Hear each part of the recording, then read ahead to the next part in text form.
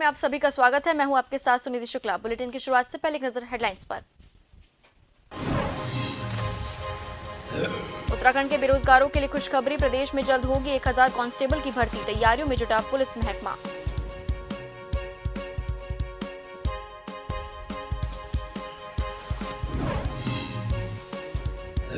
उत्तराखंड में यूकेडी जुटी अपना खोया जनाधार जुटाने में, नवनियुक्त जिलाध्यक्ष ने साधा कांग्रेस पर और बीजेपी पर निशाना, संगठन को मजबूत कर सरकार बनाने का किया दावा।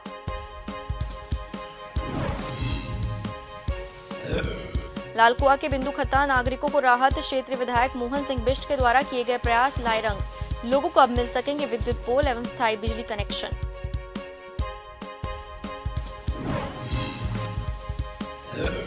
दून यूनिवर्सिटी में भारतीय नारीत्व प्रदेश के विचारक कार्यक्रम, 2 दिवसीय अंतर्राष्ट्रीय सेमिनार का राज्यपाल गुरमीत सिंह ने किया उद्घाटन, विभिन्न अहम विषयों पर विशेषज्ञ रखेंगे अपनी बात।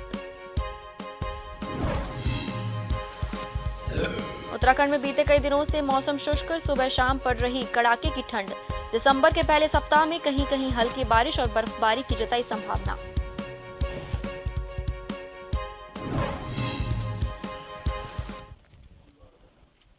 अब खबरें विस्तार से।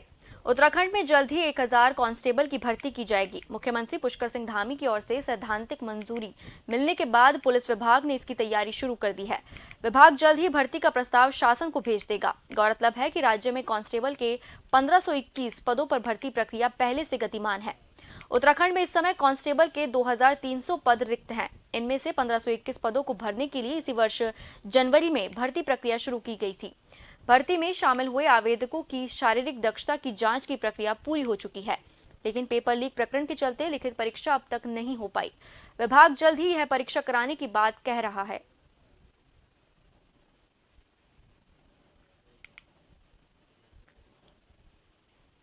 विधानसभा भर्ती घोटाले के बाद विधानसभा अध्यक्ष रितु खंडूरी ने एसआईटी गठन कर विधानसभा से 228 पद निरस्त कर दिए हैं, जिसके बाद नौकरी से निकाले गए लोगों ने नैनीताल हाईकोर्ट जाने का फैसला किया। जब हाईकोर्ट के संज्ञान में मामला आया तो न्यायालय में इन सभी 228 पदों पर एक बार फिर से नियुक्ति देने का फैसला सुनाया, जिसके बाद विधानसभा अध्यक्ष रितु खंडूरी ने सिंगल बेंच से हटकर इस मामले को डबल बेंच कोर्ट में ले जाने का फैसला किया, जहां विधानसभा अध्यक्ष के पहले फैसले को हाईकोर्ट ने सही ठहराया है। वहीं कांग्रेस प्रदेश अध्यक्ष करण मेहरा का कहना है कि विधानसभा में नौकरी पाने वाले से ज्यादा दोषी देने वाले हैं, क्या उन लोगों पर भी कार्रवाई की जाएगी? जो मीडिया सलाह आज आप लोग जैसे जानते हैं कि उच्च न्यायालय ने हाई कोर्ट ने माननीय हाई कोर्ट ने हमारे जो स्टे था जो मैंने डिटर्मिनेशन किया था डिटर्मिनेशन हमने किया था उस पर जो स्टे लगा था, आज डबल बेंच पे हम लोग गए थे और डबल बेंच ने उस स्टे को वेकेट किया है। मैं मानती हूँ ये न्याय की जीत है। कांग्रेस ने क्वेश्चन उठाया था नैतिकता पे और हमने ये कहा था कि राज्यपाल महोदय, केंद्रीय मंत्री महोदय, राज्यसभा में गए हुए सदस्य महोदय, मेयर महोदय, आरएसएस के बड़े अधिकारी जन और मुख्यमंत्री के पीआरओ जिनने अपने परिजनों की नौकरी लगाई है, वो नैतिकता के आधार पर इस्तीफा देंगे या माफी मांगेंगे। पौड़ी गढ़वाल के पाबौ विकासखंड इलाके में दहशत फैलाने वाले नरभक्षी गुलदार से शायद अब क्षेत्र के लोगों को निजात मिलती दिख रही है। पाबौ के निसरी गांव के 5 वर्षीय बालक को निवाला बनाने वाला गुलदार पिंजरे में कैद हो गया, जिसे रेस्क्यू करके नामदेव रेंज पौड़ी लाया गया है। वहीं रेंजर पौड़ी ललित नेगी ने बताया कि बीते मंगलवार को गाँव के पास गुलदार ने 5 वर्षीय बालक को अपना निवाला बना लिया था। उसके बाद से ही उनकी टीम मौके पर पहुंचकर रात्रि गश्त कर रही है। इसके साथ ही गुलदार की दहशत से ग्रामीणों को निजात दिलाने के लिए मौके पर पिंजरा लगाया गया था। सुबह यह गुलदार पिंजरे में कैद हो गया है।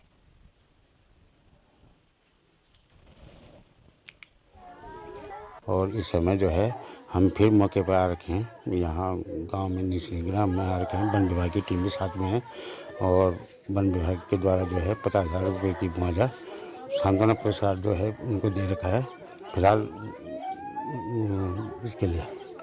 कल ऐसा हुआ कि मतलब जो है पूरा स्टाफ हमारे पूरी रात भर चौकसी करता रहा। वो 2-3 बार आया, एक बार 12 बजे आया, एक बार 2:30 बजे आया, उसके बाद जो है 5 बजे बाद जो है पिंजरे के बाहर में रहा हो। ठीक 6:15 या 6 बजे के करीब वो पिंजरे के अंदर घुसा। उसके बाद तत्काल हमने उसको रेस्क्यू करके रेंज ऑफिस में लिया। हरिद्वार जिलाधिकारी विनय पांडे अतिक्रमण हटाओ अभियान के तहत एक्शन मोड में नजर आए।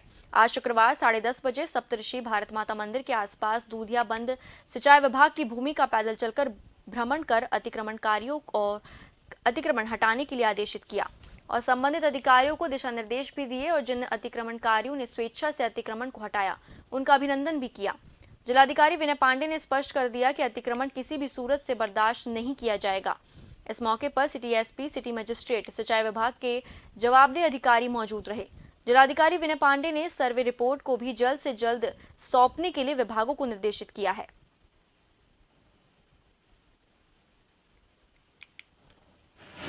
मैंने इनसे एक्सीएम से यही कहा है कि आप इसको आइडेंटिफाई करिए।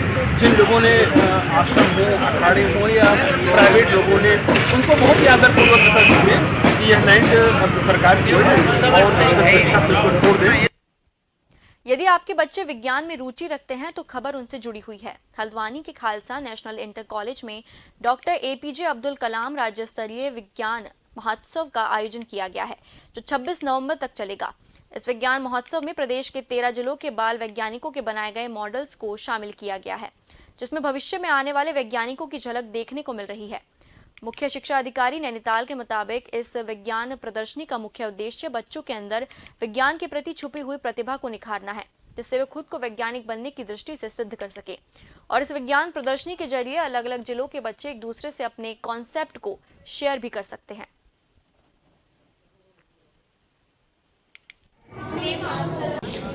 इस कार्यक्रम का मुख्य उद्देश्य ये है कि हम आज छात्रों के मध्य और छात्रों के बीच जो वैज्ञानिक सोच है या विज्ञान के प्रति जो अभिरुचि है, उनका एटीट्यूड और एप्टीट्यूड विज्ञान के प्रति कैसे निखर के आए और वैज्ञानिक बनने की दृष्टि में वो अपने आप को कैसे सिद्ध कर सकें, वो तमाम चीज़ें यहाँ पर प्रदर्शित की जा रही हैं। हमारे सारे उत्तराखंड राज्य के 13 जो ज़िले हैं, सभी ज़िलों से लगभग 650-700 प्रतिभागी यहाँ पर उपस्थित हुए हैं।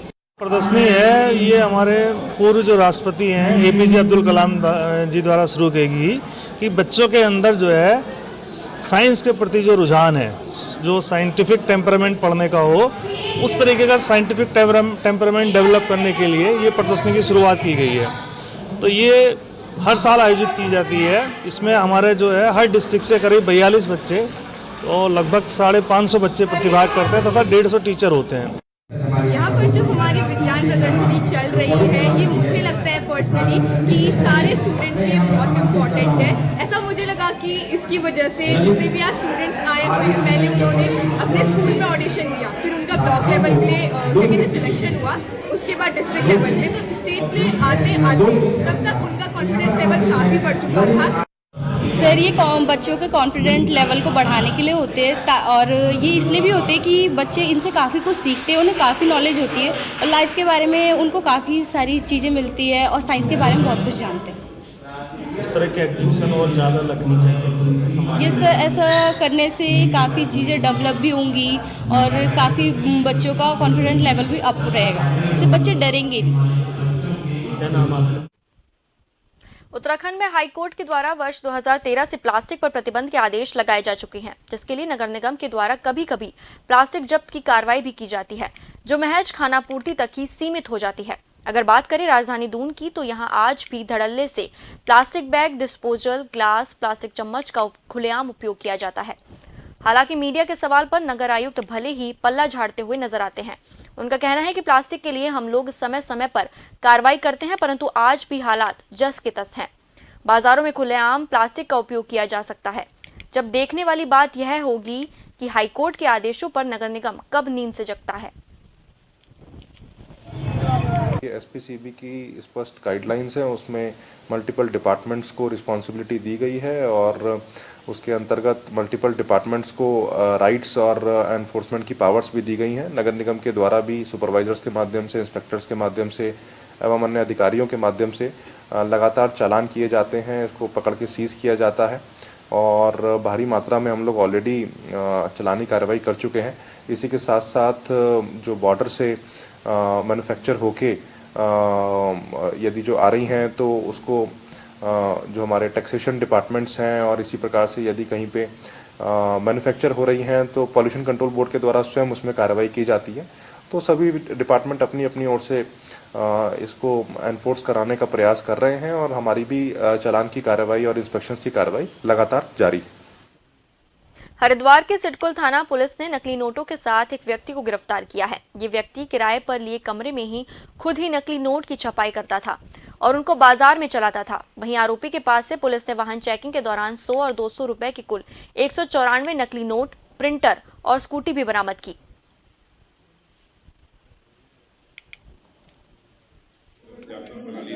इस कार्रवाई के बाद वो व्यक्ति भाग गया। इसकी सूचना तुरंत पुलिस को दी गई। पुलिस ने चेकिंग अभियान चालू किया। दौरान चेकिंग अभियान अभियुक्त पकड़ा गया। अभियुक्त के कब्जे से फिर वो नकली नोट बरामद हुए। गहन पूछताछ के बाद उसके ठिकाने पे गए। वहां पे उसके कब्जे से एक प्रिंटर, कुछ नकली नोट प्रिंट ऑलरेडी प्रिंट किए हुए, वो कुछ रॉ मटेरियल और एक स्कूटी उसकी बरामद की गई। इन्वेस्ट इंडिया की ओर से ODOP यानी वन डिस्ट्रिक्ट वन प्रोडक्ट की शुरुआत उत्तराखंड में की जा रही है।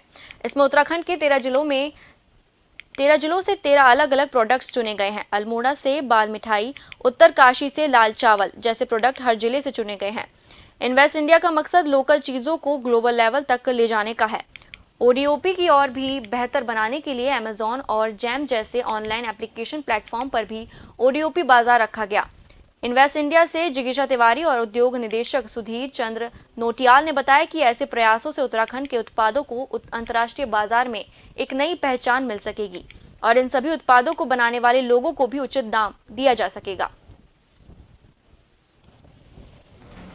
हमारे जो इन्वेस्ट इंडिया है, जो भारत सरकार की एक इन्वेस्टमेंट प्रमोशन एजेंसी है नेशनल लेवल की, उनके अधिकारी भी हमारे साथ में आए हैं और इनको ये जिम्मेदारी दी गई है कि ODOP के जो प्रोडक्ट्स हैं इनको कैसे हम लोग इनके लिए मार्केटिंग चैनल्स ढूंढ सकते हैं, इनको एक्सपोर्ट मार्केट तक ले जा सकते हैं और इनको हैंड होल्डिंग सपोर्ट किस तरह से दिया जा सकता है, उन सब के बारे में आज डिटेल में बातचीत हुई है।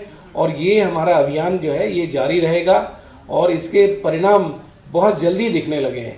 हमारे जो प्रोड्यूसर हैं, जो उत्पादक हैं इस क्षेत्र में, उन सबको एक उत्साह मिला है इससे।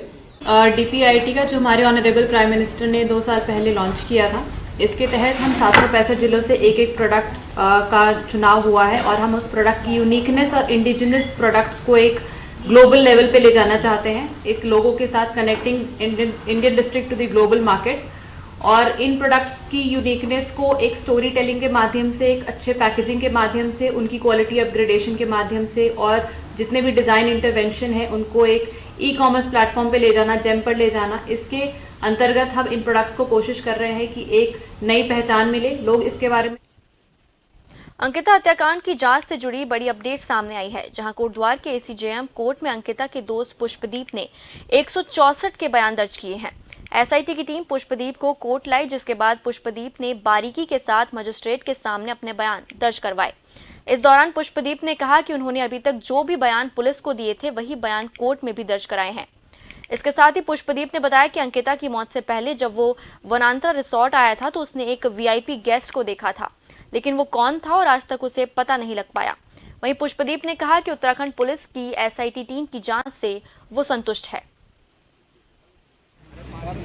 गेस्ट के बारे में ना, जब मैंने गेस्ट वो देखे थे, जब मैं रिजॉर्ट में आया था, मैंने उन गेस्ट को देखा था, तो मैंने SIT के बयानों में वो चीज़ नहीं लिखवाई थी क्योंकि हीट ऑफ द मोमेंट कह सकते हैं, उस वक्त याद नहीं था। मगर बाद में जब SIT ने इंक्वायर किया था, मुझे कॉल की थी कि कुछ लोगों को देखा था तुमने, तो मेरे पहले दिमाग में यही था कि हाँ, मतलब जैसे लोग आते रहते हैं गेस्ट में, तो तब जैसे उन्होंने पूछा कि मतलब कैसे थे वो, तो मेरे को भी थोड़ा शक पैदा हुआ कि हाँ वो ऐसे थे। मैंने उनको बताया, फिर उनके साथ बाउंसर थे, मतलब ऐसा था, तो उनको फिर बताया मैंने, तो मैंने बोला कि नहीं ये नहीं है।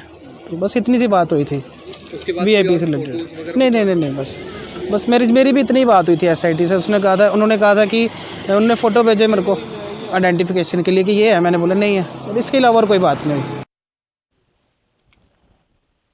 कांग्रेस भवन में आयोजित कार्यक्रम में प्रदेश अध्यक्ष करण म्हारा ने बयान देकर सभी को चौंका दिया। कांग्रेस के प्रदेश अध्यक्ष करण म्हारा ने बगैर किसी का नाम लिए कहा कि कुछ लोग कांग्रेस में दिखते हैं, लेकिन उन्होंने अपनी गर्लफ्रेंड को भाजपा ज्वाइन करा रखी है। म्हारा यही नहीं थमे, उन्होंने कहा कि भाजपा ने कांग्रेस में कई एजेंट छोड़ रखे हैं जो दिन भर कांग्रेस दफ्तर में बैठते हैं, लेकिन शाम को भाजपा नेताओं से उनके घर पर मिलते हैं। उनका यह बयान सोशल मीडिया पर भी खूब वायरल होने लगा है। ये बहुत तेजी से हो रहा। मैं अपने साथियों से, खासकर नौजवानों से कहना चाहता हूं, करण मेहरा तो 50 का हो जाएगा कुछ दिनों में, और यहां पर बैठे हुए ज्यादातर लोगों की करीब करीब स्थिति यही है अगर हम जसविंदर को छोड़ दें। यह आपका फ्यूचर है। आप में से कल कोई मुख्यमंत्री बनेगा, आप में से कोई ना कोई प्रदेश का अध्यक्ष बनेगा, आप लोग ही विधायक और मंत्री बनेंगे, लेकिन बनेंगे तब जब कांग्रेस जिंदा रहेगी, भारत माता रहेगी, यहां संविधान जिंदा रहेगा। अब तो चिंता इस बात की है कि ये संविधान, भीमराव अंबेडकर जी की आत्मा, इस भारत माता का रक्षक, वो संविधान, हमारा धर्म संविधान क्या बचेगा? क्योंकि ये जो चोर आए हैं ना, ये भारत माता को कमजोर करने के कई काम करेंगे। बिंदुखता में नए विद्युत पोल एवं स्थायी विद्युत कनेक्शन नहीं मिलने से क्षेत्रवासियों को भारी परेशानियों का सामना करना पड़ रहा था। तो वहीं इस मामले में क्षेत्रीय विधायक मोहन सिंह बिष्ट द्वारा किए गए प्रयासों से इस समस्या का समाधान हो सका है और अब बिंदुखता में नए विद्युत पोल और स्थायी विद्युत कनेक्शन लग सकेंगे। दरअसल पूरा मामला आरटीआई से तब खुला जब विद्युत विभाग द्वारा नए विद्युत पोल और स्थायी विद्युत कनेक्शन की मांग करने पर सुप्रीम कोर्ट के आदेशों का हवाला दिया जाता था। बिंदुखता में विद्युतीकरण से संबंधित कोई नया कार्य नहीं किया जा सकता। हालांकि ऐसा कोई आदेश नहीं होने की वजह से बिंदुखता की जनता को काफी परेशानियों का सामना करना पड़ा था।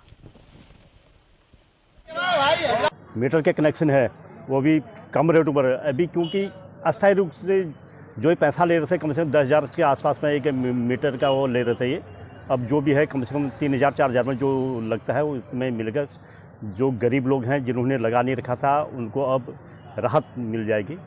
ये इतने समय से बिंदुखता विद्युत से ऐसे शरीर इतने परेशान था, जिससे स्टे लग गया, ये लग गया, वो लग गया। सालों 2006 से ये प्रक्रिया चल रही थी। आज 2022 में हमारे जो यशस्वी विधायक मोहन बिष्ट जी ने जो प्रयास किया, बिंदुखता में जो विद्युत की एक समस्या ऐसी रही जिससे हर परिवार, हर क्षेत्र में हर कोई परेशान था। सभी बिंदुखता वासियों को काफ़ी लंबे टाइम से विद्युत विभाग द्वारा गुमराह किया जा रहा था कि कोर्ट में स्टे चल रहा है, किसी व्यक्ति ने स्टे लिया, इसलिए यहाँ के लोग इतने परेशान थे। लोगों के घर तो बन रहे, घर बन रहे थे पर पोल नहीं मिल पा रहे थे। लोगों को इतनी लंबी लंबी तारें लेके आनी पड़ी थी, उन्हें अनेक परेशानियाँ हो रही थी। इसी संदर्भ में बहुत बार हमने माननीय विधायक से ज्ञापन दिया और माननीय मुख्यमंत्री से भी हमने एक अनुरोध किया था कि इसकी जांच की जाए, वाकई में रियल में है क्या, विद्युत विभाग के जो कर्मचारी हैं वो क्यों बरगला रहे बिंदुखता। भारतीय नारीत्व प्रदेश के विचारक कार्यक्रम का आयोजन राजधानी देहरादून के दून यूनिवर्सिटी में चल रहा है। दून विश्वविद्यालय में अंतर्राष्ट्रीय सेमिनार का उद्घाटन उत्तराखंड के राज्यपाल लेफ्टिनेंट जनरल गुरमीत सिंह ने किया। 25 से 26 नवंबर यानी 2 दिनों तक चलने वाली सेमिनार में कई सत्र आयोजित किए जाएंगे। वहीं इसके समापन पर शनिवार को महाराष्ट्र के राज्यपाल मुख्य अतिथि के रूप में प्रतिभाग करेंगे।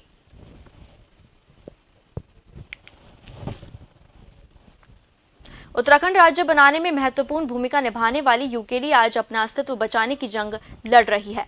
उत्तराखंड विधानसभा में यूकेडी का एक भी विधायक जीतकर नहीं पहुंचा है, मगर कई वर्षों तक सरकार में यूकेडी के नेता महत्वपूर्ण मंत्रालय संभाल चुके हैं। अब एक बार फिर यूकेडी अपना खोया जनाधार जुटाने में जुट गई है। यूकेडी के हरिद्वार नवनियुक्त जिलाध्यक्ष बल सिंह सैनी ने कांग्रेस और बीजेपी पर बड़ा हमला करते हुए कहा कि कांग्रेस और बीजेपी में पलायन हो रहा है। हम उत्तराखंड में इनसे अलग अपने नए संगठन को मजबूती से खड़ा करेंगे, उत्तराखंड में अपनी सरकार बनाएंगे।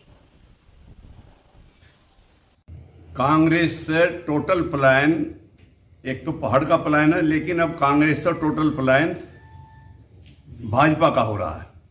हम इनसे अलग अपने नए संगठन को खड़ा करते हुए और यहां पूरी शिद्दत से सरकार बनाने की कोशिश करेंगे। ये अपने वोट बैंक को वो करने के लिए वो कर रहे हैं, इससे ज़्यादा और इनका कुछ भी इसमें वो नहीं है। तो उत्तराखंड में इसको कोई फायदा होने वाला नहीं है। हरिद्वार की पथरी थाना पुलिस और एसओजी की टीम ने मंदिर से चोरी करने वाले 4 बदमाशों को गिरफ्तार किया है। चारों बदमाश पथरी थाना क्षेत्र के ही रहने वाले हैं। पुलिस ने इनके कब्जे से 3 देशी तमंचे, 1 लाख रुपए की नकदी बरामद की है। मामले की जानकारी देते हुए एसएसपी अजय सिंह ने बताया कि गिरफ्तार किए गए आरोपियों ने 1 सप्ताह पहले पथरी थाना क्षेत्र में 2 बड़ी चोरी की वारदातों को अंजाम दिया था। घिसुसपुरा गांव के मंदिर में लाखों की चोरी और पदार्थों गांव स्थित एक बैंक की मिनी शाखा को इन्होंने निशाना बनाया था। सीसीटीवी कैमरों और मुखबिर की मदद से आरोपियों तक पुलिस टीम पहुंच गई है और उन्हें गिरफ्तार किया गया है।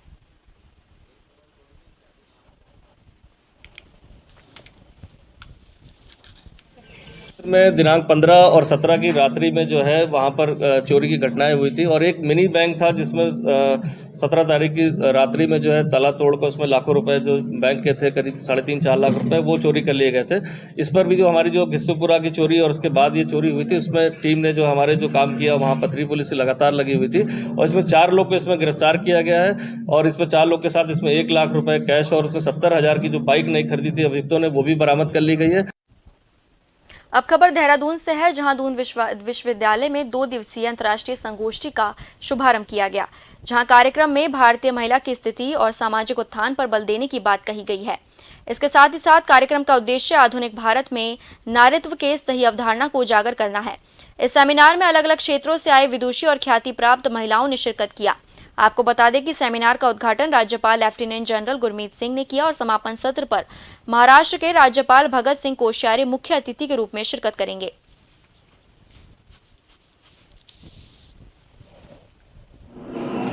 आज मुझे बहुत खुशी है कि दून यूनिवर्सिटी के अंदर में जो एक सेमिनार 2 दिवसीय का सेमिनार है, जिसके अंदर में महिलाओं के बारे में दृष्टिकोण, उसके बारे में यज्ञ करना है। और सच कहूँ तो आज ये सुनकर बहुत अच्छा लगा कि जो women empowerment, girl child welfare है, जो मेरा एक मिशन रहा है, उसी को एक आगे ले जाकर किस प्रकार इसके ऊपर में चिंतन किया जाए, मंथन किया जाए। और मुझे जो पूरे इस प्रोग्राम की परिभाषा को मैंने देखा है, उसमें जो सोच विचार और धारणा निकले आएंगी वो अपने आप में अलग ही होंगी। पूरे भारत में हम नारियों का स्थिति देखने से पता चलता है हर नारी के अंदर आंतरिक शक्ति है। वो पहचानने से, अपना शक्ति को पहचानने से ज़रूर वो अपना शक्ति को अच्छी तरह से उपयोग कर सकते हैं। अभी मैंने उत्तराखंड में अभी प्रवास कर रही हूँ, परसों ही देवप्रयाग सब जगह गई थी मैं। वहाँ के गाँवों में मैं देखने से इतना, वहाँ पहाड़ में रहने वाले गृहिणियाँ अपना घर भी संभाल रहे हैं, अपना ग्राम प्रधान के नाते भी गांव का समस्या को सुलझा रहे हैं। जो आपने देखा होगा वो कॉन्फ्रेंस में भी आई कि महिला मल्टीटास्कर है, वो मल्टीटास्क करती है एट ए टाइम। और वो चित्र आपने लीना जी के उसमें देखा होगा कि 5 दिन की बेटी को उठाया और अपने पति के अंतिम संस्कार में वरांगना में जर गई। तो ये जो मल्टीटास्क महिला है, वो जब कहीं गवर्नेंस के लेवल में आती है तो जैसे चांसलर साहब ने कहा, मैं उनका बहुत बहुत आभार प्रकट करती हूँ। उनको लगता है कि महिलाएं विश्वविद्यालय को बहुत अच्छे से चला सकती हैं और किसी भी इंस्टीट्यूशन को अच्छे से चला सकती हैं। वो हमेशा इस बात को कमिटमेंट के साथ कहते हैं। मैं उनका आभार। उत्तराखंड में बीते कई दिनों से मौसम शुष्क बना हुआ है। दिन में चटक धूप खिल रही है तो वहीं सुबह और शाम कड़ाके की ठंड पड़ रही है। शनिवार को सुबह कड़ाके की सर्दी का एहसास हुआ। इतना ही नहीं, सूर्यदेव ने भी देर से दर्शन दिए, जिससे तापमान में गिरावट दर्ज की गई। हालांकि बाद में धूप निकल आने से सर्दी से राहत मिली। मौसम विभाग के अनुसार पश्चिमी विक्षोभ के सुस्त पड़ने के कारण वर्षा नहीं हो रही है। अगले कुछ दिन प्रदेश में मौसम सामान्य रहेगा। दिसंबर के प्रथम सप्ताह में कहीं कहीं हल्की वर्षा और बर्फबारी हो सकती है। तापमान में मामूली गिरावट आ सकती है।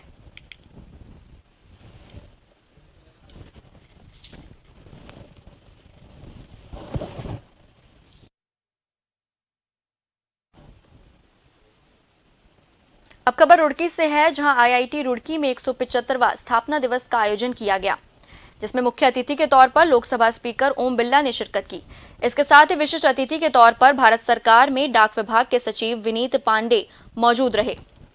आपको बता दें कि भारतीय प्रौद्योगिकी संस्थान रुड़की का 175वां स्थापना दिवस समारोह शुक्रवार को मनाया गया।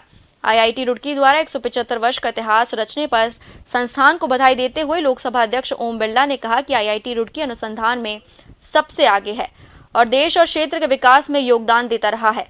उन्होंने कहा कि उन्हें विश्वास है कि आईआईटी रुड़की सदैव राष्ट्र सेवा में समर्पित रहेगा और भारत के लिए विश्व गुरु की योग्यता और पहचान सुनिश्चित करेगा।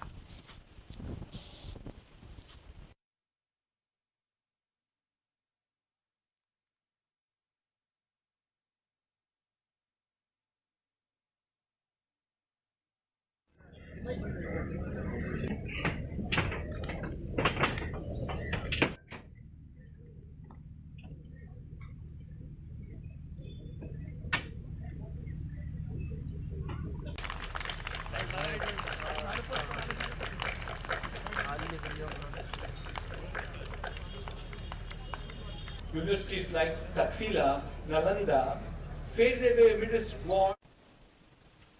चलिए जाने से पहले एक नजर हेडलाइंस पर।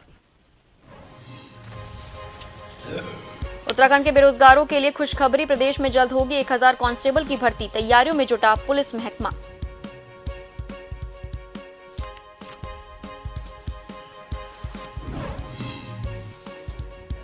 उत्तराखंड में यूकेडी जुटी अपना खोया जनाधार जुटाने में, नवनियुक्त जिलाध्यक्ष ने साधा कांग्रेस और बीजेपी पर निशाना, संगठन को मजबूत कर सरकार बनाने का किया दावा।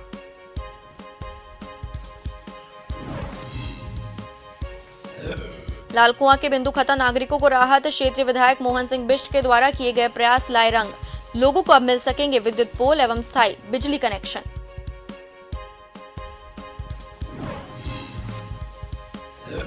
दून यूनिवर्सिटी में भारतीय नारीत्व प्रदेश के विचारक कार्यक्रम, 2 दिवसीय अंतर्राष्ट्रीय सेमिनार का राज्यपाल गुरमीत सिंह ने किया उद्घाटन, विभिन्न अहम विषयों पर विशेषज्ञ रखेंगे अपनी बात।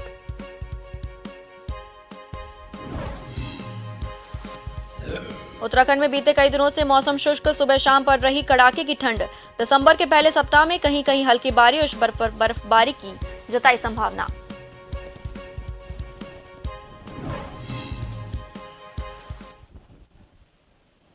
इन्हीं सब खबरों के साथ फिलहाल के लिए इस बुलेटिन में बस इतना ही। नमस्कार।